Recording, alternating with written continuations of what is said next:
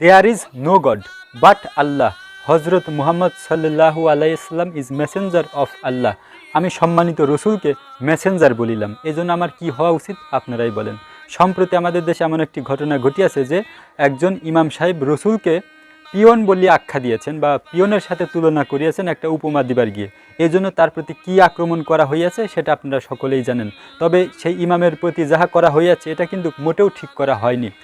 ইমাম সাহেব যদিও রসুলকে পিয়ন বলিয়াছে, এই কারণে ওই ইমামের প্রতি এমনটা আক্রমণ করা উচিত হয়নি।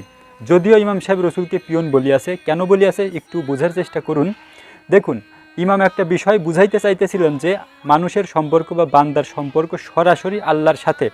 মানুষ যে কোনো বান্দা যে কোনো পাপী ব্যক্তি হইলেও সরাসরি আল্লাহর সাথে যোগাযোগ করতে পারেন। ইচ্ছা করিলে যে কেউ সরাসরি আল্লাহর কাছে দরখাস্ত করিতে পারেন, এক্ষেত্রে কোনো মাধ্যমের প্রয়োজন নেই।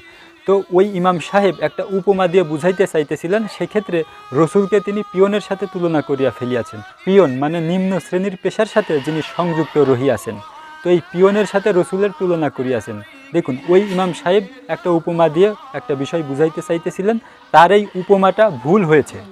পিয়নের সাথে রসুলের তুলনা করা এই উপমাটা ওই ইমাম সাহেবের ভুল হয়েছে।